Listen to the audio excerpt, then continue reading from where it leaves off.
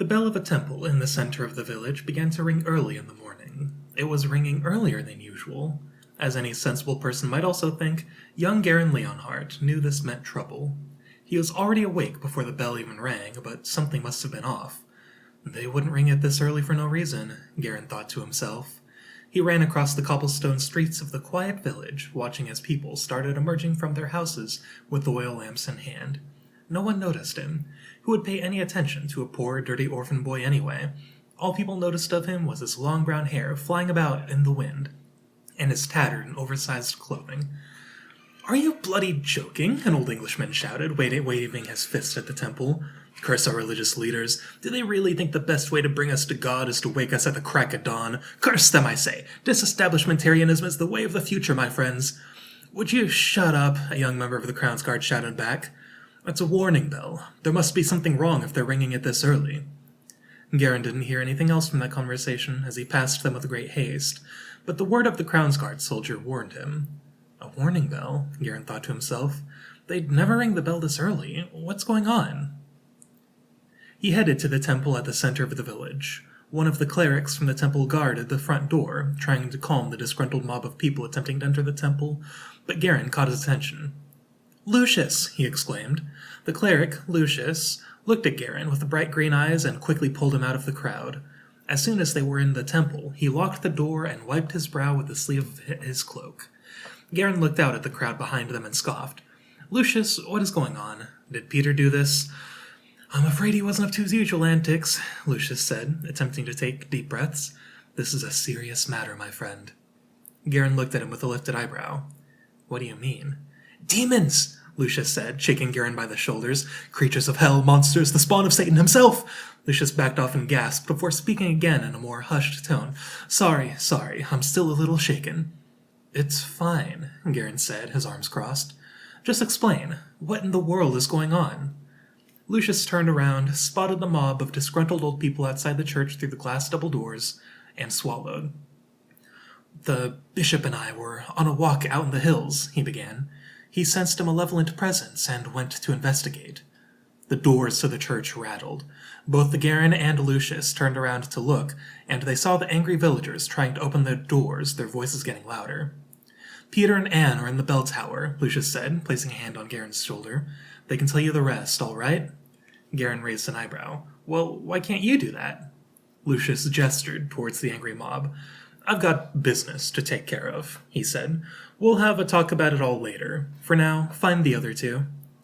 Without another word, Lucius pulled the double doors open and headed back outside.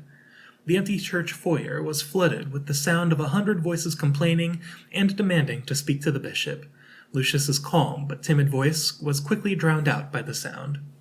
The doors closed behind him, and the church fell quiet once again. Garen turned towards the empty halls of the church, the only light inside coming from torches lining the old brick walls. He'd forgotten how calming yet eerie the Aulorean church could be so early in the morning. Taking a deep breath, he made his way towards the wall to his west. A staircase with metallic mesh steps began within that wall, spiraling upwards towards the top of the bell tower.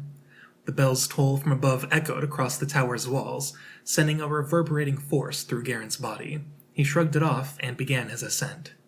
He climbed up the staircase 2 or 3 steps at a time, covering his ears with each toll. The closer Garen got to the top of the tower, he began to hear the familiar sound of other boys and girls around his age, shouting and hollering. They weren't doing so to create chaos like usual, he observed. Their cries sounded fearful, panicked. Before Garen resided the open wooden door leading to the top of the bell tower. The shouts of children and bells' tolls became much louder. The children in the tower were running amok and ringing the massive bell above the village. Garen walked through the arched doorway, looking through the crowd of children. A tall, young, skinny man with a blemished face full of zits and scars, who looked to be the oldest in the group, hurried towards Garen and shoved him. "Where the hell have you been?" he asked with a hushed voice. "Anne and I have been worried about you, you know." "Nice to see you too, Peter," Garen scoffed, shoving the young man back. "I just needed some fresh air, so I was taking a walk." "That aside, can you please explain what the hell is going on?